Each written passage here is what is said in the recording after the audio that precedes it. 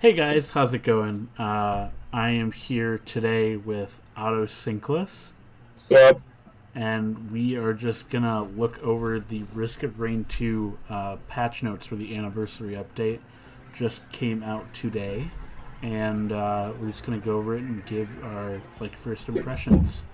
Uh, so yeah, anything to add before we start? Nah, but I'm pretty excited about this update. It looks like a lot of fun. Yeah. So yeah, they basically say here that they tried to round up the game as a whole, and they did add an entire new survivor, so that's pretty sick. Um, Changes with the rain icon are changes or additions suggested by the community. That is cool. Yeah, it's cool. They're getting a lot of community involvement now with that. Yeah, definitely. So major content wise, the stuff we're gonna really want to go over. The morgue and account stats. So this will let you look over your past runs and see statistics of which survivor you used most and who kills you the most and whatever. And I think that's pretty cool. Statistics are always interesting to look at, even if you only do it for a little bit. Because I don't think you're ever going to be going into some super heavy analysis of why you died a wisp every time. Now I just get to see my sad life of only playing Artificer and having way too much time playing a bad class. Yeah. And then the new survivor, which you can see in the gameplay in the background, is Bandit. And I'm going to have a video out soon about us just trying him out and whatnot. And then there's obviously a new skin for him. And then we've got 5 new items, 2 lunar items, 3 boss items. I don't know what bosses all of these go to, though. The Empathy Cores, Charge Perforator, and Planula. I think they say they add 1 new boss, so I'm assuming 1 goes with that. But, yeah, I don't know. Do you have any idea? I'm not entirely sure. I'd imagine it would just be for bosses that don't have an item associated with them, which I can't think off the top of my head which ones don't, but we'll have to go do some experimenting in game and see if we can find those items. Yeah. Yeah, we haven't played in forever, by the way. Yeah, we just played a little bit today just to dust it off, get a little bit of footage. Yeah. And then... I definitely do not have the same amount of skill that I remember myself having. Yeah. And then the 2 new lunar items are the 2 last heresy items, so those will affect your skills, as we already had 2 that affected, I think, your mobility skill and your primary, right? Yeah, it was those 2. It was utility and primary. Okay, yeah. And now it'll be special and secondary, so that'll be cool. And then new skill variants to flesh out all the classes, so that's great. Nothing to complain about there. Like they say in the beginning, they're just trying to round up the game. And then 1 new monster, the Lunar Chimera Exploder. And if I remember correctly, the Lunar Chimera is the end, the last level, final boss. Those are the chimeras, right? Yeah, there are those guys on the moon. There's the flying one and the ground one. I am kind of scared of one called the Exploder, not gonna lie. I guess we'll have to see what that guy does when we get back up to that point. Yeah, we'll have to check that out. 1 new Elite Perfected. Got no idea what that is, but... No, that is terrifying. Probably gonna kill us. Yeah. And then new boss, the Grandparent. You probably have played more against the Grandparent in if it was in Risk of Rain 1. I think I remember that being in the game. But I haven't played much of Risk of Rain 1, so... Yeah, I love Risk of Rain 1. I think it's cool how they're doing a blend of new stuff and also old stuff, from Risk of Rain 1. Yeah.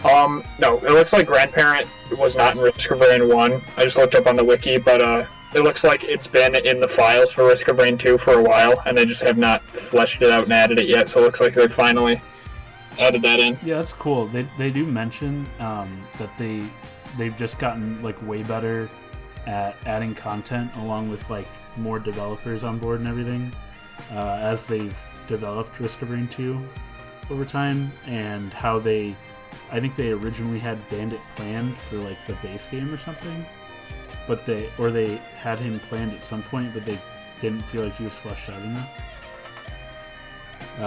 But now they like added him, which is cool. And then the class challenges, those are just the names of the things you use to unlock those special skills. We were trying out Bandit earlier, and he has 3 skills. He does not have an alternate utility, if I remember correctly, but he has 3 alternate abilities. And then they expanded the lore a ton. So I'm really excited to read through these because I really like the lore and the world building of this game series, and it just gives me a lot more lore entries to read through. Yeah, the lore is really interesting. We'll have to make like a lore video or something where we go through this and try and figure out what's going on. Yeah, definitely. I know the little bit of lore that was in the game already was interesting, so the 93 new lore entries are definitely going to be really cool. Gameplay changes. So the final stage has been redone entirely, which we haven't seen yet because we suck at the game and we just got back into it, with unique objectives and a new large arena to play in. We won't spoil it, neither will we in this video, and they want any feedback, so... Yeah, I'm excited to see that, because, I mean, the final boss area was already a lot of fun. Like, that arena and just the majesty of that area was awesome. I'm excited to see what they did to it. Yeah, a large arena sounds really exciting as well. Although I guess you could, like, describe the Risk of Rain maps as large arenas, but... You know, that arena was originally pretty big. If they think that this is the large arena, I don't know how big that's going to be. Yeah. And then... a small but probably noticeable change over time is that low health threshold went up by 5%. So that affects a ton of stuff, like item-wise. Yep. That's going to be pretty impactful with the new changes to the Old War Stealth Kit, because I'm pretty sure, if I remember correctly, that now activates when you're at low health. Like, instead of taking a lot of damage, it activates when your character is at low health, so having that change to 25% will make that a lot more consistent than it would have been, and I think it'll make Genesis Loop a lot more consistent as well. Yeah. Yeah, definitely. We'll see that later in the patch notes. NPC AI, referring to turrets and drones and stuff. All AI now have dramatically improved pathfinding. That's great because sometimes they don't follow you, or they used to not. And all AI now gets position updates on targets who are invisible only every few seconds, rather than losing the target entirely. That's going to apply to enemies probably too then, just because the new character has an invisibility skill. They probably just wanted to improve the AI so it would feel more like natural, I guess. Do you think NPC AI also refers to the enemies? I think it does. I mean, I don't see why it wouldn't. Interesting. Drones no longer have resistance to AoE attacks. That's interesting, I guess. Yeah, I didn't even know that was a thing, honestly. Yeah, all minions now teleport to their owner if they're far away, at 400 meters specifically. That's big. Yeah, drones get stuck. Drones, they get stuck. They don't do anything. They stop following you. Yeah, and also all the minions will now scale with the, like the difficulty slider, the ambient level they call it. That's going to be interesting because I don't know if that'll be enough of a change to make like getting a bunch of drones a viable strategy, but at the very least, they're going to be more effective now than they were before, so we'll have to do some testing and see if they're like a good game plan. Yeah. This could be really good with Captain, because his nanobots on the drones could make them very strong. Yeah. We'll have to try stuff out like that. I don't know how much they scale, but usually they are pretty good about adding in scaling stuff with the level. So yeah. And now we have survivor changes. Just some visual effects updates for Commando. We noticed quite a few visual updates when we were playing the game earlier. We also hadn't played the game since the last major update in August, so that probably we could have missed something, but a lot of things seem to have updated visual effects. Double tap now fires a single bullet per click, and then bloom reset time, it goes down. So they buffed this, from my understanding, right? Yeah, I think it's a buff. I'm not entirely sure. It shoots faster. It shoots less bullets. It does a little bit more damage. I think it's more of a rework, less so than a nerf or a buff, but we'll have to play Commando and see how it feels. Double taps is primary, right? Yes. Okay. I believe so. Slight duration down on tactical dive. That's big. Yeah, I honestly don't know all the skills by name, especially after not playing for a while. And then I think phase round is the shotgun thing. Yeah, it's either that or I think that's the piercing round, actually, the regular right click. Yeah, says it does more damage. Ooh, that's actually really big, because Commando's AoE is not the best, and now that his damage increases by passing through multiple targets, I think that could be really big for him, especially early game. You're just trying to deal with swarms of enemies and don't have a lot of AoE items yet. Yeah, that definitely interesting. Huntress, this is just her being unlocked, so might matter to newer players, but not really to us. The turrets from Engineer will now inherit your equipment. They will not activate it, but they will hold it. So there are some equipment items that just have passive benefits, or it'll provide some interesting interactions. Yeah, I'm pretty sure they added that just for the essences and for the gnarled wood sprite, because those are really the only things it's going to do anything with. It'll either give you regeneration if they have the wood sprite, or if you have the essences, it'll give them the effects of the essences. Yeah. That could be good. That could be good with certain essences. Yeah, but the essences are so rare. But I guess it's a good thing to have, because the Engineer, the turrets are a huge part of the gameplay for him. Engineer gaming. Yeah. Looks like they nerfed Nanobomb on Artificer. I think, alright, it looks like a nerf on paper because it's less damage, but they did make it fire faster, and so I think the tendrils are about to do the same amount of damage, but it says it was made specifically to make the tendrils not proc the ice and fire bands. So that's why I think it's a buff, because if you charge up your big nanobomb, you want that big burst of damage to be the thing that procs your bands, because then it'll do a ton of damage. And now, if the tendrils don't proc it before the big hit, it'll let you get that giant chunk of damage out of your your ability. Yeah, the tendrils are the little splitting off thing out of it.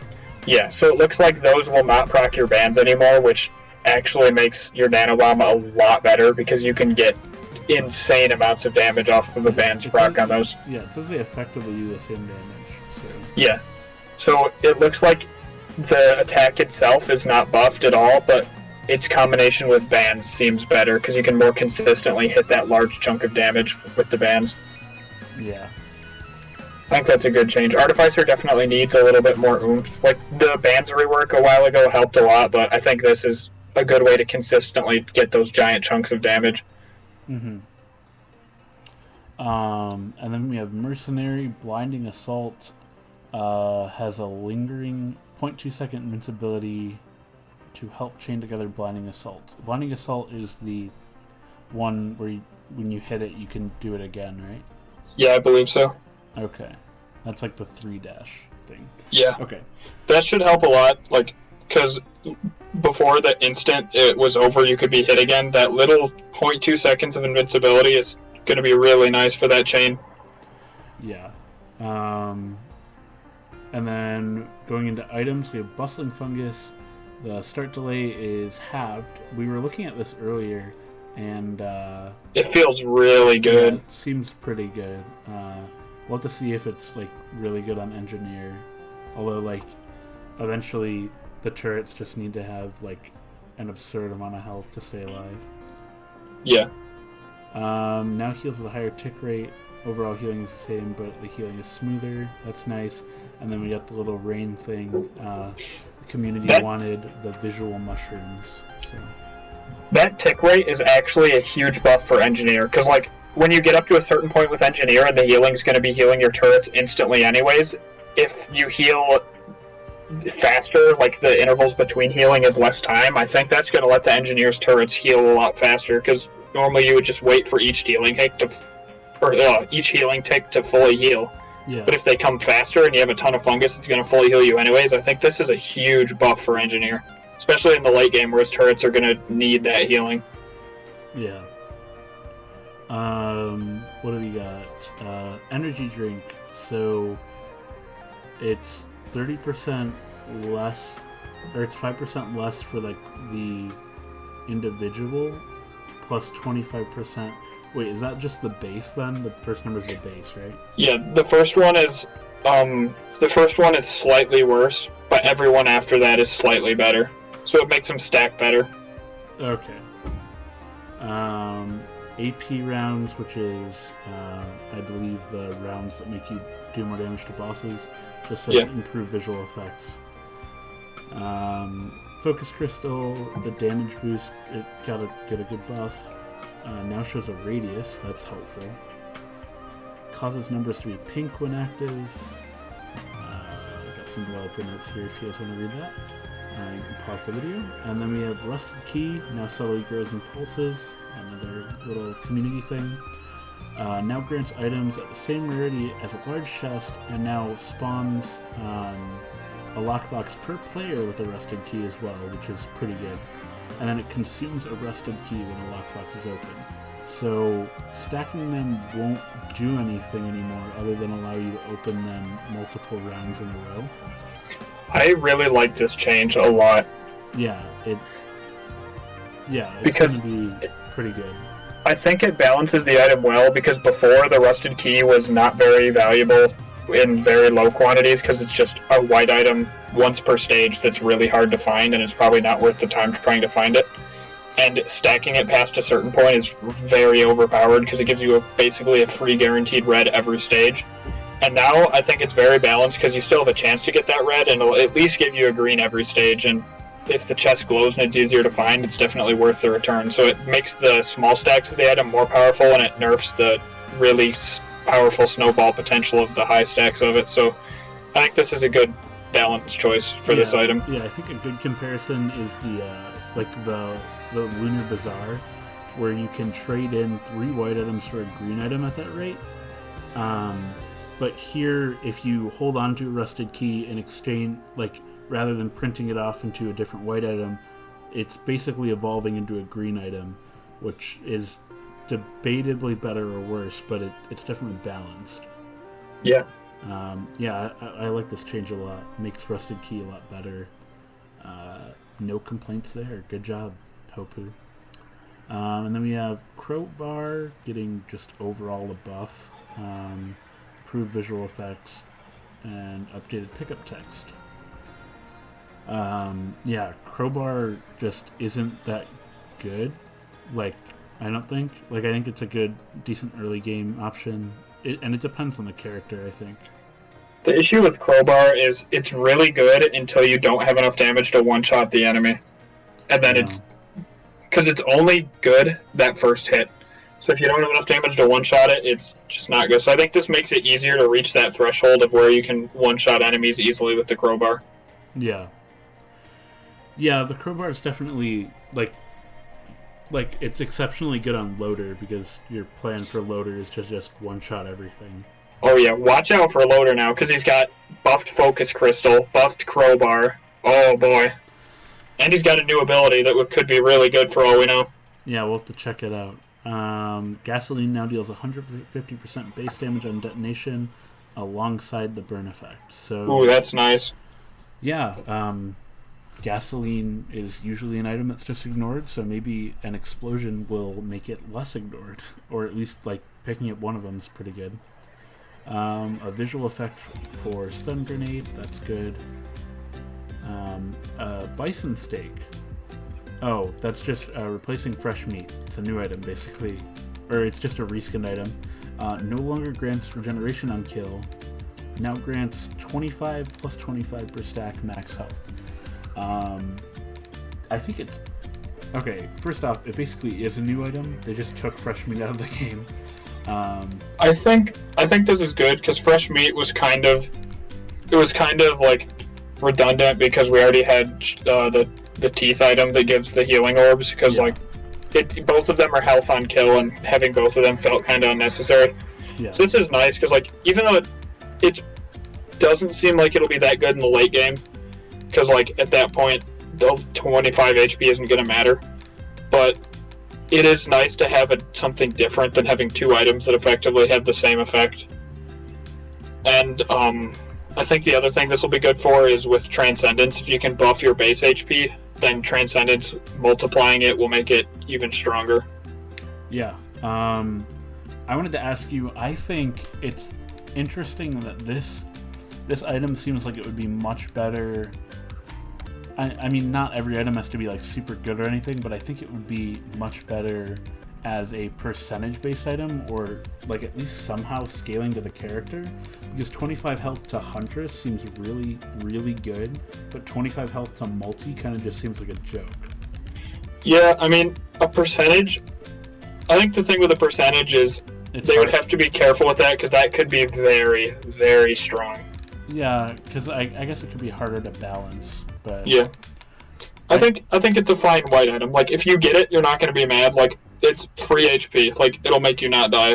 Yeah. I think it's a fine white item. Yeah. And you always need those.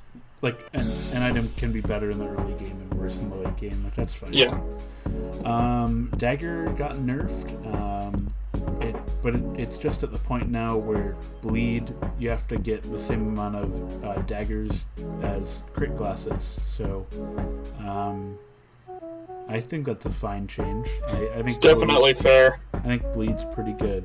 So, I think that's fine. Lepton Daisy. Community change.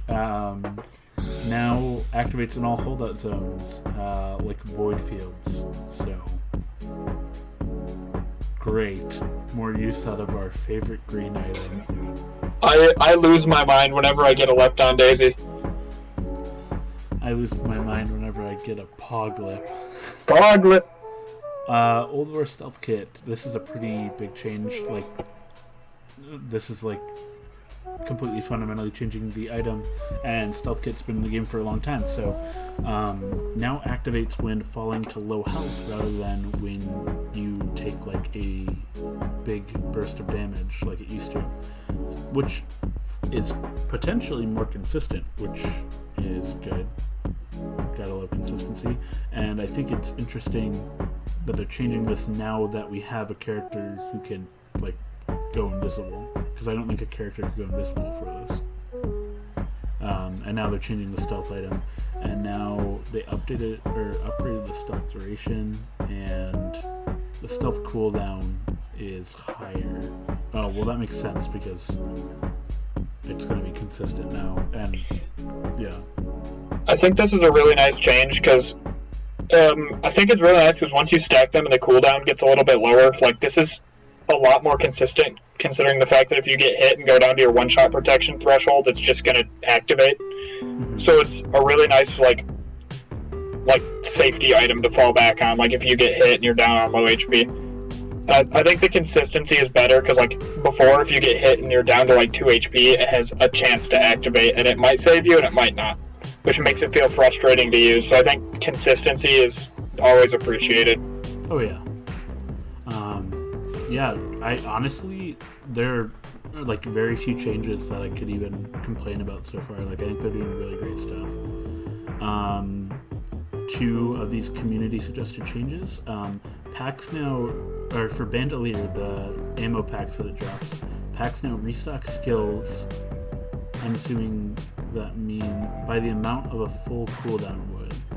So it'll recharge your skill, but I'm assuming that's just to indicate that it would give you a charge of something if it was like charges of your secondary.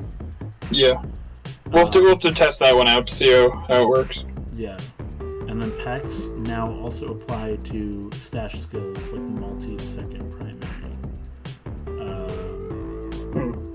I'm not entirely sure what that means. We'll have to see. Well, I'm assuming... so... Malty's second primary is his railgun. So you can, like, basically switch off of it and just hide it there. And I think you'd need to switch back to reload it. But the bandolier will reload it even if you're not using it. Interesting. Which is good. This is a really big change. I read this a little bit earlier, I was like skimming it. Radar scanner, but I just think this is a great quality of life thing. Now details like what the interactables are, rather than them all being question marks, which actually makes radar scanner have some sort of value. Yeah, that's definitely a very nice thing to have. Other than dropping your FPS by fucking like 10 frames. Yeah. Frost Relic, that's the legendary snowflake, right? Yes. Now Ooh, that's a big buff. Now applies a slow debuff and now has a nice visual. Oh, damage coefficient doubled. Radius doubled. Yeah, that's a straight up huge buff. And I mean, alright, Ice Relic was okay on most survivors and good on Mercenary. Yeah. And I feel like this might make it could make it a little bit too good on Mercenary. I'm less so worried about the damage and more so worried about the radius being doubled. But yeah, I think it's going to be okay. I think it's still going to be just okay on all the other survivors. Maybe good, but it's definitely going to be very good on Mercenary now. Yeah, I think it's still going to be just like, but yeah, better on melee survivors, like you were saying. But I don't think it's going to be like super good to the point. Obviously, if you somehow stack these, or you're obviously when you're killing everything on screen, but then like Frost Relic isn't doing much when you're able to kill everything in one hit. Yeah. I don't know. I just still think it's more of a melee survivor thing than anything else. Yeah. But doesn't mean it's a bad thing. The head now calculates damage from distance traveled, not speed on impact. Okay. Alright. I don't think anybody used this thing anyway, so... You know, I think they might have broken this because I was using this in a run earlier and I kept trying to use the Stomp and I just could not get any damage to trigger from it. They do say it's from distance now, so if you weren't jumping that high, then you might have not been doing anything. That's true. Resonance Disc. Redo firing logic to be more understandable. Now grants 1 stacking buff per kill less than 5 seconds. Now fires the disc at 4 stacks, resetting all stacks. I read that and I didn't understand what I was reading. So the resonance disc, like, you kill enemies and it charges it up and then it'll fire off and do a shot of damage. I think they just changed the way that it stacks things up and, like, they just changed the way that it stores and charges up. Defiant Gouge. Was this one of the new ones? No, that's the lunar item that makes it whenever you interact with a shrine, it spawns monsters. Oh, okay. Monster spawn points goes down by a lot. Oh, so it made it spawn less things. Yeah, okay. A single gouge would spawn way too many monsters. Okay. Cool. Focus Convergence now activates in all holdout zones, just like our favorite Lepton Daisy. Oh, dude, Void Fields is going to be tiny if you have Focus Convergence now. Wow. Yeah, definitely don't pick it up before you go into the Void Fields. Queen's Gland. Limit of deployed beetle guards now doubles for... What is Artifact of Swarms? I don't remember. It's the thing that makes double enemies appear. Okay. So I guess I just made it work with Artifact of Swarms. Okay, cool. Beetle Boys. Halcyon Seed? I think that's the like the heart of the Stone Titan, right? Yeah, for the golden... It's the golden guy. Oh, it's Irelanite. It's the guardian of the golden corral. You must slay him, and then you can summon him to an all-you-can-eat buffet. Summoned Attention Span. 15 seconds. Okay, should make it less likely to get distracted by weaker monsters. Cool. The urn is the one that siphons health, I think. No longer capable of targeting and healing from allies. That's really yes. good. Oh, God. I've accidentally killed Greg with this thing so many times. Oh, that is okay. That is a very welcome change. Yeah, and then we've got monster changes. Monster changes, yeah. So Hermit Crab, base damage going up, mortar projectile count going down. So that seems to be equally like the same amount of damage. Yeah, it says that they just wanted to make it clear, so they made it so one mortar equals one crab. That makes a lot more sense because they used to be kind of overwhelming, and you like didn't really know what was going on. Yeah. Parent, less health, updated visuals to match Risk of Rain 1 design, a lot of visual changes, updated animations. Okay. Raider Wisp can now be stunned and frozen. That's great. Lunar Chimera Golem. So I'm thinking that's the land-based one. Yeah. Less health, twin shot attack, more shots. Okay, I'm gonna get too in depth. I don't want to like. I feel like I've been reading everything over when everyone can clearly read if they want. Yeah. It looks like they just reworked it, made it more precise, I guess. Yeah. Fires and bursts, it looks like. Flying one, lower damage coefficient, lower speed. Okay, so that's just a nerf on that one. Yeah. Beetle Queen, less beetles. Now someone's beetle guards. Okay. Okay. Because I was about to say Beetle Queen didn't need a nerf, but yeah. That'll definitely make it a little bit better as of a boss, because it's just summoning beetles felt really underwhelming. It'll make it feel way more interesting too. Yeah. Beetle guards are a much more interesting thing than the regular beetles. Scavenger no problem respawn as elites. Okay. Void Reaver added a minimum distance between bombs. Void Reavers can be annoying. Spoilers for the final boss. I'm not gonna read that, but if you want to pause that and read that, you can. Yeah, we won't spoil that for you guys. Yeah. Stages. Bazaar between time now allows you to reroll shop contents at the cost of doubling each time. We cheat in the coins, so it's kind of busted. It's pretty busted if you obtain your coins through totally legal in-game means. Yeah, I don't think we're gonna abuse it too much though. But, I will. Oh my god. Wetland aspect. Alter stage layout to add more identifiable landmark areas. Wetland aspect fucking sucks. So this is, yeah. It doesn't suck. It's a cool kind of swampy map, but it's just so hard to ever know where the teleporter is, at least in my opinion. Yeah, hopefully that'll make it a little bit more navigatable. Yeah. Sky Meadows reduced initial map monster spawns. That's okay. Like I said, I haven't played in a while. Don't remember Sky Meadows. Sucked about that. Quality of life changes. Various optimizations. Added an option in settings to disable screen distortion. That's good. Added team color area indicators for attacks from certain enemies. Good. Graphics updates. Updated visuals. You guys can read this if you want. This is definitely very noticeable. The game looks very nice. Like, it already looked very nice, but I think these changes they're like the icing on the cake. Yeah. We're going to have the patch notes that we're reading right now in the description, too. So if you guys want to go read them yourselves, so you can just pause at any time and read it. Visuals are updated. That's good. Fire trail hitboxes are no longer spherical. Okay. Reduce screen shake and post-process brightness on Magmaworm.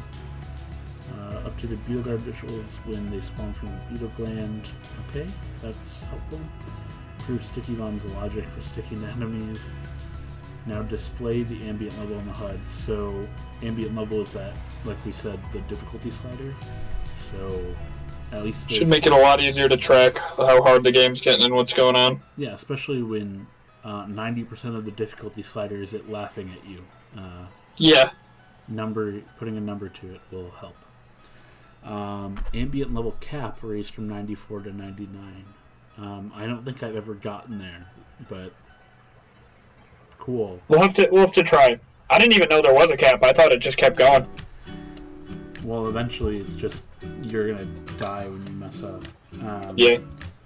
Allow for scripted combat encounters. Okay. Add invincibility earlier into player spawning to reduce chance of dying instantly on entering a map. Nice. Update Captain Supply drop. Okay, controllers. And then we're not gonna really go over these bug fixes. You guys can go ahead and read it yourself, or pause right now and just read over these. But we are about done here. Videos probably are too long, but yeah, really solid update. Super excited to check everything out. Hopefully I'll have some videos up of checking out all the new stuff. And overall, really great update. I have no complaints. Do you have anything to add? No, I think everything's pretty solid. All the changes seem good. Everything balance-wise seems like they're headed in the right direction. All the new content looks interesting, and I'm excited to try it out more. Yeah, and in case you guys didn't know, and if you haven't been keeping up, this is going to be the last free content update to Risk of Rain 2. So they are planning on, by the end of the year, but they said probably late this year, so maybe December, November, they are coming out with their first paid DLC, which is going to be bigger than the normal content update, but we're obviously going to have to pay for it, which I personally am totally down for. They have added so much content to the game that, I really can't complain. And I'm as long as I'm interested in it still, and whatever, I'd totally be down to spend more money to support the devs. These guys have been working on this game for a long time and been doing some great work. Are you planning on getting the DLC down the line? Oh yeah, I'm definitely down to buy some DLC. If it's even like the amount of content they've already added for free after like buying the game is insane, and if they add like a big content update and want like small DLC price, yeah, I'm definitely gonna pay it. Yeah, for people. These guys are doing great work. Yeah, definitely. For people who are, sorry guys, I have to keep playing the video over and over. It keeps ending. I keep skipping too far into it. Yeah, for the $20 price, for people who like value a game based on how replayable it is and whatever, this game is crazy. I guess that's part of the roguelike genre, but the amount of stuff they've added for free is crazy. But yeah, with that, you have any closing thoughts? Goodbye! Alright, and yeah, with that, we're gonna end the video here. Thanks for listening to us. Check out these patch notes and go over everything. Hopefully we're gonna have some gameplay out, checking out all the new stuff over the next couple days, and hope to see you guys in the next video. Later!